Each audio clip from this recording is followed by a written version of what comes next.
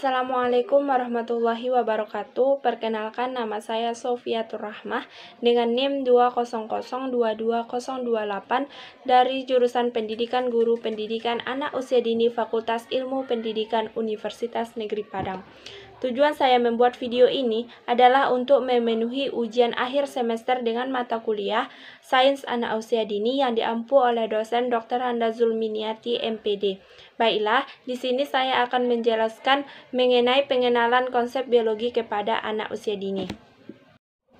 Biologi itu merupakan sesuatu yang mempelajari tentang kehidupan makhluk dengan struktur dan fungsinya. Selain itu, biologi adalah ilmu yang mempelajari tentang sel, genetika, alam, patologi penyakit, siklus pertumbuhan makhluk hidup, ketergantungan antar makhluk hidup, dan masih banyak lagi yang lain dan macam-macamnya. Ibarat pohon, biologi ini mempunyai banyak sekali cabangnya. Dari suatu cabang menghasilkan cabang-cabang kecil, begitu seterusnya. Setiap cabang ilmu mempunyai penjelasan tersendiri secara terperinci dan mendalam. Materi pengenalan sains biologi pada anak usia dini ini perlu disampaikan adalah dengan berkaitan dengan tumbuhan dan binatang. Materi pembelajaran tentang tumbuhan dan binatang ini yang diajarkan pada anak usia dini meliputi yang pertama yaitu karakteristik dan fungsi kehidupan, yang terdiri dari materi resepsi atau pernapasan, kesanggupan memproduksi, memperoleh dan menggunakan makanan, cara mengeluarkan kotoran, kesanggupan bergerak dan membawa beban, kesanggupan berpindah, kesanggupan merespon lingkungan, pertumbuhan dan usianya dan kemampuannya dalam berkembang biak. Yang kedua yaitu cabang keilmuan biologi, yang terdiri dari zoologi atau binatang, botani atau tumbuhan, anatomi atau struktur dari kehidupan ini, fisiologi atau fungsi atau proses dari kehidupan, mikrobiologi atau kehidupan yang sangat terkecil, heredity, pewarisan keturunan dan sifatnya, evolution atau kehidupan yang asli, awal dan perubahannya, dan eksologi atau hubungan makhluk hidup dan lingkungannya. Yang ketiga yaitu penggolongan kehidupan. Penggolongan kehidupan ini terbagi menjadi yaitu kingdom atau kerajaan, phylum atau divisi, kelas atau kelas, ordo atau bangsa, family atau suku, genus atau marga, spesies atau jenis. Yang keempat yaitu persamaan atau perbedaan dari beberapa tumbuhan dan hewan, dan pengenalan tubuh manusia ini. Dari materi tentang pengenalan tubuh manusia ini terdiri dari sistem pencernaan, sistem rangka dan otot, sistem kepekaan, sistem pembuangan, sistem pengaturan, dan sistem perkembangbiakan. Jadi pembagian ilmu kehidupan ini terbagi menjadi 3, yaitu yang pertama yaitu makhluk hidup dapat dibedakan dari hal-hal yang tidak hidup. Yang kedua yaitu tanaman dan hewan adalah makhluk hidup. Dan begitu juga dengan manusia, kita adalah makhluk hidup. Yang ketiga yaitu makhluk hidup dengan memiliki karakteristik yang unik dengan masing-masing karakternya. Ada juga mengenai bibit dan tanaman. Pembagian klasifikasi bibit dan tanaman ini terbagi menjadi beberapa. Yang pertama yaitu benih berbeda dalam ukuran, bentuk, warna, dan tekstur. Yang kedua yaitu biji berkecambah dan tumbuh menjadi jenis tertentu tanaman. Yang ketiga, beberapa benih tumbuhan di dalam buah-buahan. Yang keempat, beberapa benih tumbuh menjadi bunga, semak, dan pohon. Yang kelima, beberapa benih tumbuh menjadi makanan yang kita makan. Yang keenam, benih terbesar dalam beberapa cara. Yang ketujuh, biji membutuhkan air, cahaya, dan kehangatan agar dia dapat tumbuh dengan baik. Yang kedelapan yaitu benih dan tanaman tumbuh dan berubah. Yang kesembilan, berdaun cenderung tumbuh ke arah cahaya dan akar cenderung tumbuh ke dalam tanah. Selanjutnya, tumbuhan tumbuh mulai benih, akar, dan tangkai. Selanjutnya, beberapa bentuk tanaman tidak memiliki benih, akar, atau batang.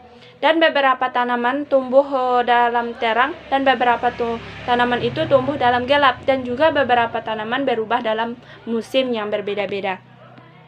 Di sini saya akan menjelaskan mengenai hewan. Pembagian klasifikasi hewan itu terbagi menjadi beberapa bagian, yaitu yang pertama, hewan membutuhkan makanan, air, tempat tinggal, dan suhu yang unik dengan berbeda-bedanya hewan tersebut. Yang kedua yaitu hewan memiliki karakteristik individu. Dan yang ketiga, hewan memiliki adaptasi yang unik. Mereka bergerak, makan, hidup, dan berperilaku dengan cara yang membantu mereka untuk bertahan hidup. Yang keempat, hewan melewati siklus hidupnya. 5. Hewan adalah binatang yang bergantung pada kami untuk perawatan khusus. Kami mencintai dan merawat hewan peliharaan kita masing-masing. Yang keenam, ada banyak jenis hewan peliharaan yang dapat kita pelihara di rumah. Yang ketujuh, beberapa jenis hewan peliharaan memerlukan berbagai jenis perawatan untuk tumbuh dan sehat. Dan kita juga memerlukan akuarium, di mana akuarium itu untuk menempatkan ikan makhluk hidup untuk tumbuh di dalam rumah kita. Adapun keterampilan proses dalam bidang biologi ini, yang pertama yaitu keterampilan mengamati. Jadi di sini anak usia dini mengamati atau mengobservasi keterampilan yang merupakan keterampilan yang paling dasar sains ini. Pengamatan ini dilaksanakan memakai kelima indera yang nantinya bisa dipakai untuk fakta empiris. Pengamatan yang baik merupakan fondasi awal untuk mempelajari keterampilan proses lainnya.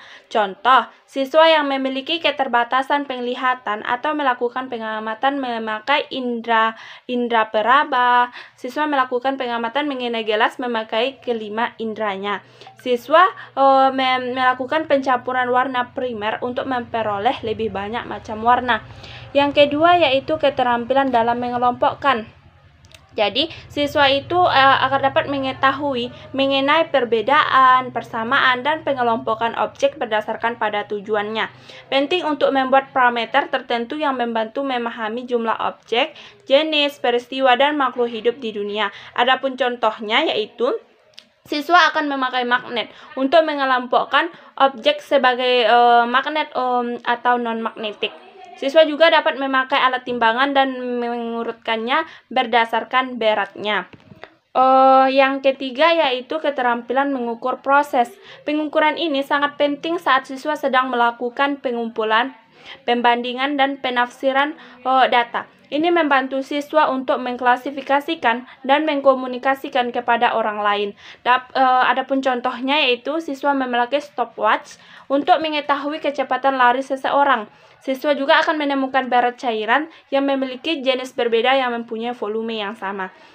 Yang kelima yaitu keterampilan berkomunikasi. Ini juga sangat penting untuk dilakukan bagi anak usia dini untuk membagikan hasil penelitian kepada orang lain.